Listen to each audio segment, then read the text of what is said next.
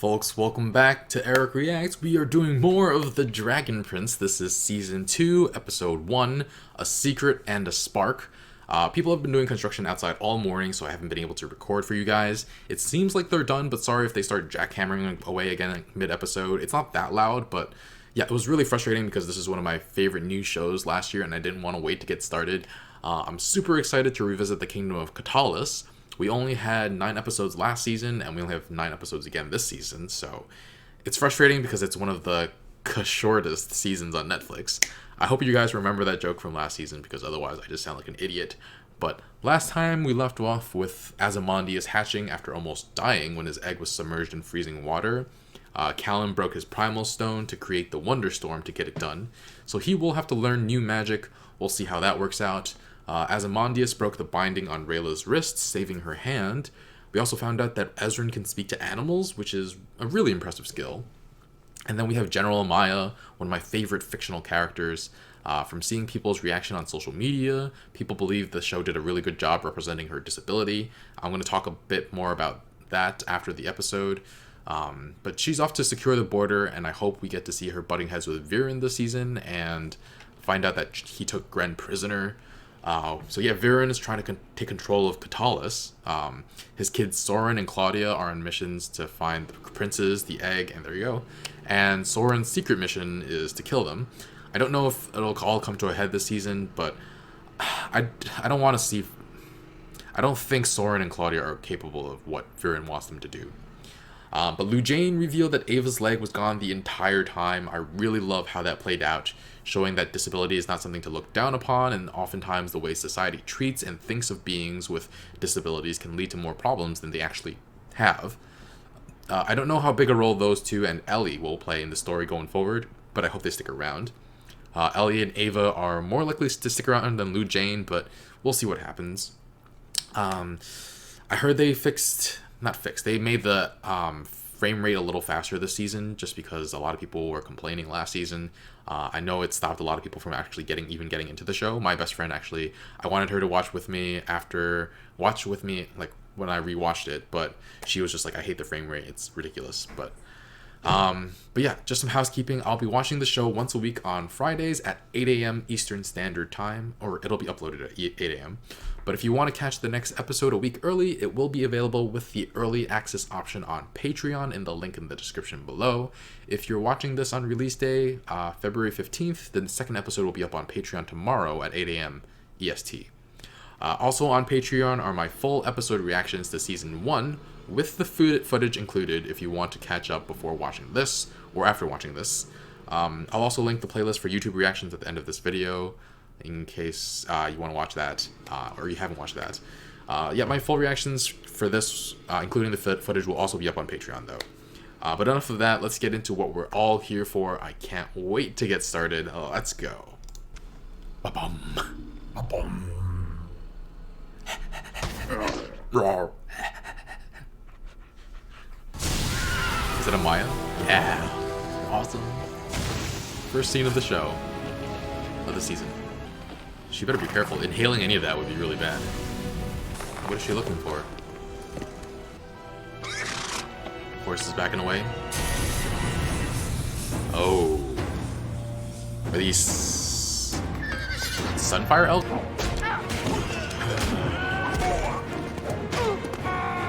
Oh no.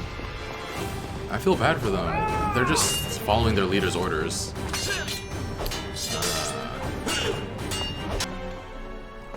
Oh. Oh. Did it cut through her shield? Oh. Oh. She ran. Okay. Book 2, Sky. Awesome. So hopefully... It feels like a lifetime since we left home. But it's only been a week. What? What? A week? Nothing I believed about elves is true. Rayla is kind and good. She's fearless, fast, strong. And daring. Also daring. Hey! Have you just been standing there the whole time? Don't let me interrupt. Well, I'll be sure to tell my stepdad how quite daring you are. You're writing a letter He's dead. to the king. He'll be worried about us. That band It'll fell mean a off lot her to him wrist. to know why we left, and that we're doing okay. The most powerful creature in the entire world. Baby dragon. Oh, that's the same butterfly that was Dragons! sent The to find. Zadian threat grows every day. There have Shadow been elves. sightings. Zadia sent assassins and they took the king's life. Maybe that was it. They've had their revenge and everything will just settle down now. Settle down. Other We must human call for a kingdoms. summit of the Pentarchy. You're out of order, Pentarchy. Lord Viren. Only a king or queen can call for a summit. Humanity could face extinction if we don't work with the other 4 kingdoms to do something. None of that matters while we have no king. Therefore, our top and only priority must be finding the princes. Until we do, our hands are tied. Viren doesn't want that. Her name Moon is Phoenix. short for Phoenix Phoenix. Phoenix. You have the best food up here. What's What your is that? secret? It's all fake. What do you mean? You know, Oh my god, it's all an illusion. you're actually eating grubs. Those are grubs. I don't care. It's delicious. Illusion pie is the best I've ever had. Oh, taken. Slish and slash with both swords Slish again. and slash. I can clap, do handstands.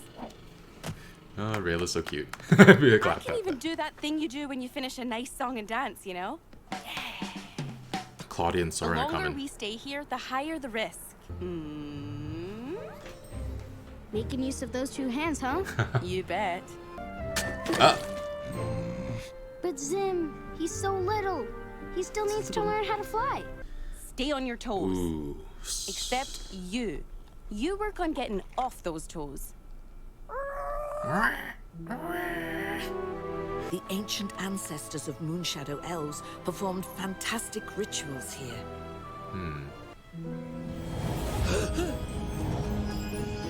Whoa.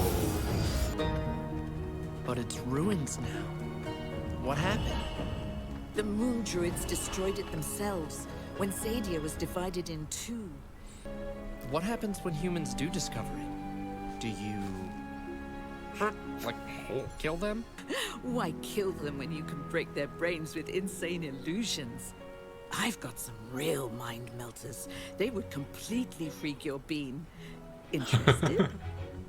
I'll pass. And flap. Oh, Come on, you have to flap those wings. he's so worried. Trust. I'll catch you. Oh. Oh no, are you okay? Oh.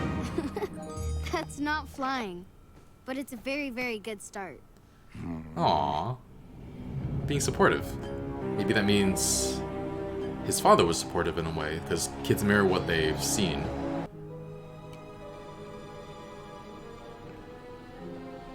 Looks like a chess piece. Stay hidden. Don't jump out in the middle of... Oh, it's the illusion. Oh, you again. Save it for someone who cares.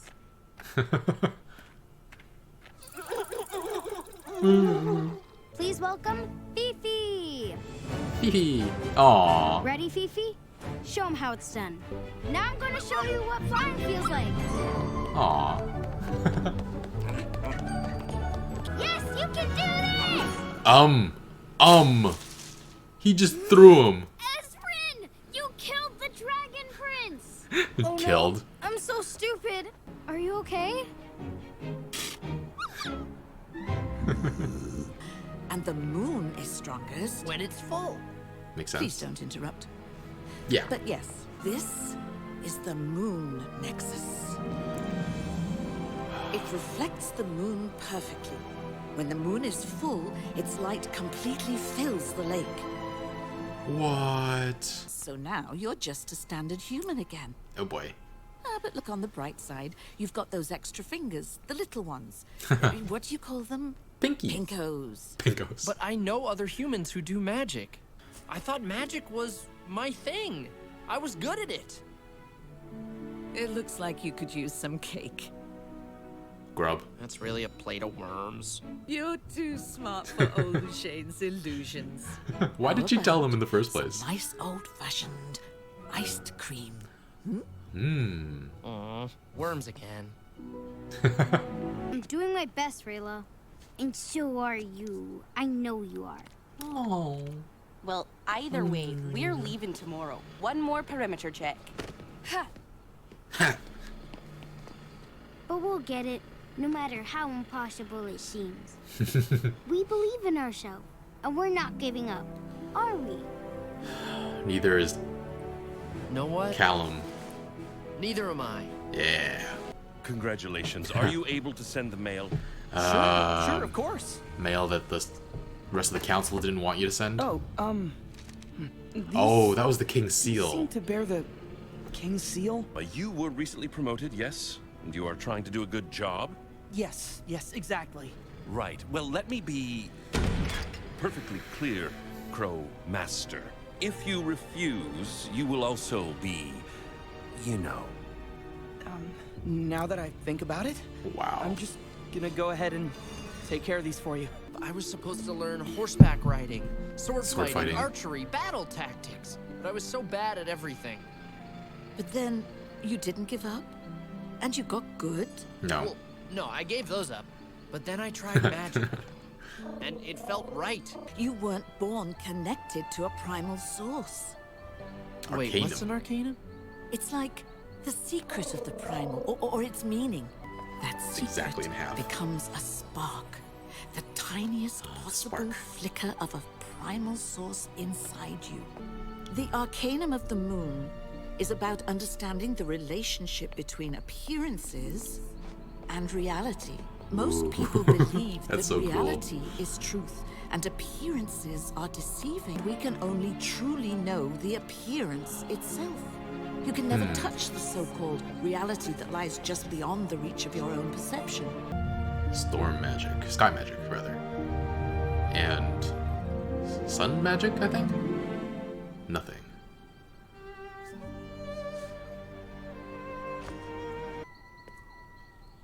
Someone's playing music? Oh god.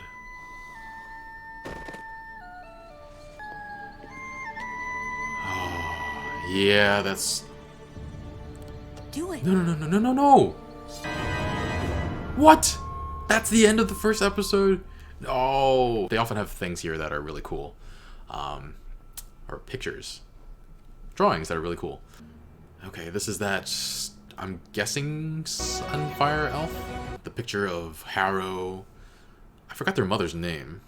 Ezra and Callum when they were young. I don't know that we... Oh, we do recognize it. This is Lou Jane playing chess with herself. That's hilarious. What is this? Soren... What's behind him? I guess we'll find out soon enough, maybe.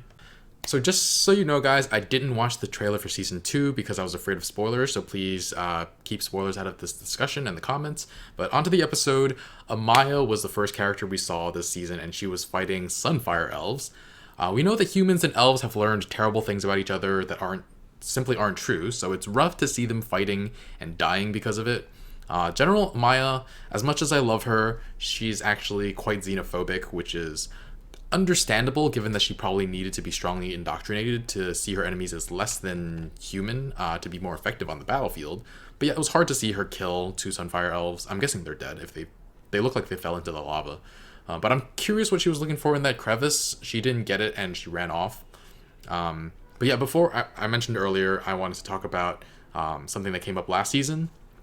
So someone commented on one of my reactions last season about deaf people. They said that most deaf people take offense to being called disabled. Originally, I was like, defer to the person who is an expert on the subject and do what is kindest. But I talked to other people with disabilities who brought up some really good points. They said that it's important to use the term disability because there are services and benefits meant for disabled people. And maybe some deaf people don't need them, but claiming that deafness is not a disability is to claim that no one in their community needs those services and benefits. Also, this idea that disability is something you don't want to be associated with is actually pretty exclusionary to people with other disabilities.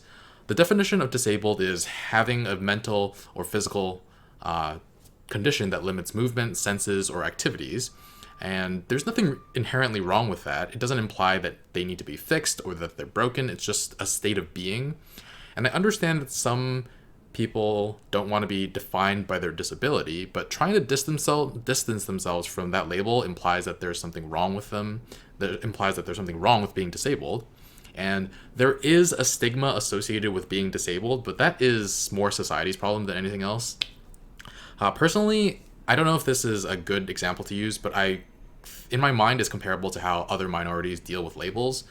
For example, for a long time, queer people, for a long time and still, queer people were persecuted for being who they were.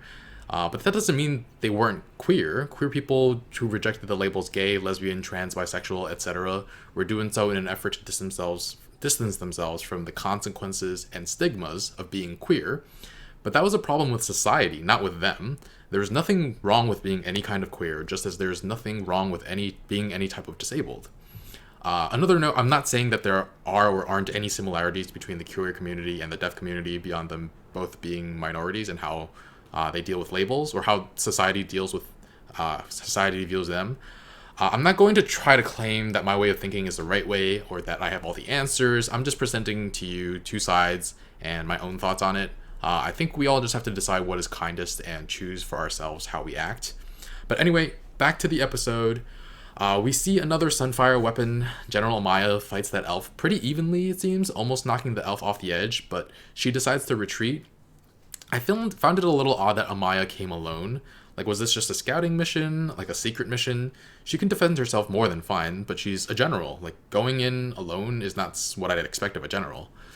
But again, sad that some Sunfire elves had to die.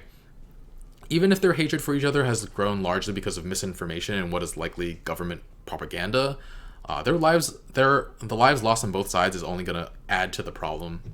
I love the way they did the flashback with Callum, though. He was actually just like writing everything that happened in a letter to his father. And I actually forgot that Callum and Ezran don't know about King Harrow's fate. I know they had a big heart-to-heart when they were over... them and Rayla had a big heart-to-heart when over the frozen lake, and Rayla revealed that her binding won't come off until Ezran dies. But I forgot that they didn't address that the other binding came off because King Harrow died. But yeah, that recap was really great. Reminded me of some really emotional moments last season. But then yeah, Viren is trying to get the council to take action. I almost want to call them the small council because I've been watching Game of Thrones, but I'm glad the rest of the council doesn't fold to Viren's demands because he has his own agenda. But I feel like he's right on, and has to be the middle ground. Maybe don't launch an attack like Viren wants, but prepare to defend yourself while also looking for the princes. Like General Amaya says, the elves are gathering at the border. It's possible that they're only there to defend themselves against retaliation, but you don't think it's important to let other human kingdoms know that one of the kings was just assassinated? And how is doing nothing while there is no king a good idea? But yeah, Viren has his own agenda too, though, so it's hard to say what's the right move here. But yeah, he takes a chess piece looking thing that's actually the king's seal, so he can go behind everyone's back and contact the other kings. So he is trying to look out for the kingdom, but he's also trying to grab as much power as possible. I don't know if he'll be the biggest villain by the end of the series, but he's got layers and complexity, which I appreciate. But he goes to the Crow Master and threatens his life to send those crows out to the other kingdoms. So we might get to see a bit of the other kingdoms too this season. Hopefully we do. But yeah, back to our group of heroes. Lu Jane is kind of hilarious. Her phoenix is named Fifi, short for Phoenix. I don't know if that's a Moon reference or joke, but if it is, that's amazing. If you guys don't know Moon, Google it, it's hilarious. And the secret to all of Lu Jane's food is that it's all fake, and they're all actually eating grubs. Oh man. I love that Ellie doesn't give a fork though, and is just like, this is delicious. I would love that power though. Make anything taste delicious. You can control what you eat to lose weight easily. You could do so many different things. But yeah, Rayla is so glad to have use of her hands back. She can slish slash now. She can do a cartwheel. She can do jazz hands, gestures. I'm glad she's so happy. And the show did a nice fake out with the spider, making us think that Soren and Claudia were here, only to have them show up later. But yeah, Lu Jane is showing Callum the Moonhenge and trying to teach him about magic. I would love to have the power of illusions so much. I don't know what the other elves are capable of yet, but it would really be so cool. The only thing we've seen so far is Sunfire elves making weapons. Impressive weapons. But yeah, the Nexus, they had to shut it down when Zadia split to protect it. Really sad. And there are other Nexuses, or Nexi, I'm guessing is the plural, and they are centers of magic power. Really interesting, but yeah, Lou Jane says that tells Callum that humans can't do magic without primal stones, or they use dark magic, which she doesn't view as magic. It seems like Callum isn't too aware of the consequences or the requirements of dark magic, actually, or not fully yet. But yeah, Callum is going to start to have a crisis of identity. For once, he finally found what he wanted to be, and now it's being taken away from him. Humans aren't born connected to a primal source, but maybe they are, and it's just inactive. I'm hoping that Callum can learn magic and then teach it to other humans without resorting to dark magic. The need for dark magic would be over, and the war could end. That feels like something that would be the end of the series, though. And I have a feeling people would use dark magic anyway, even if the other magics are available. But yeah, Lou Jane creates so many images of herself, and it's a really cool scene. And she talks about the arcanum of the moon. It's about understanding the relationship between appearances and reality, which is actually a really powerful message. You can never truly touch the reality of things. It is just our own perception that we can really reach. So that's a really important thing to keep in mind, I think, just in general in life. And I love the way Ezran tries to teach Ozymandias how to fly. First, Zim topples over when he's told to flap his wings. He's just like, and falls off the stone. And then Ezran has the great idea of having Fifi demonstrate. Ezran would actually be a great teacher, but he actually fork and throws Zim. That was really funny. Mostly because we knew Zim was going to be okay. He's a freaking dragon. But yeah, Ezran is really supportive of Zim, which means he was likely raised similarly, because kids tend to mirror what they see and how they're interacted with. So I think we get a sense of Harrow's parenting without actually seeing him interact with Ezran this season, which is pretty cool. And then Rayla, finally, back on patrol. I wasn't sure if the music playing was someone playing music or just the background music of the scene, and I think they left it purposefully ambiguous, but also enough to make you suspicious. And it was Claudia and playing the music, and the episode ends just as Soren is about to kill her, it seems. Obviously, I want to say obviously they don't kill her, but after watching a lot of Game of Thrones, I'm just like, everybody can die at any time. But I feel like there's no way they're going to kill her off like that. But it's not a great way to start the interactions between those two groups. Anyway, guys, that's going to be it for this episode. If you're back to my channel after a long time, I'm doing a lot of new things here. The biggest thing is Game of Thrones, One Punch Man, but I'm also doing movie reactions. So far, we've done The Land Before Time, Pulp Fiction, The Secret of Nim, and I'm editing Ralph Breaks the Internet as we speak. And if you want to check out the next episode, or you want to watch the full episode reaction with the footage for this episode and the next, I'm posting both of them on Patreon. I would really appreciate it if you support me. But be sure to like, comment, share, and subscribe, because we're doing a lot more cool things on this channel soon. I'll be starting new shows in March and April. Quick note though, the site I'm using for full reactions does take quite a while to embed their video on their site, but this episode and the next will be both fully functional by tomorrow. Alright guys, thanks for watching. Bye friends!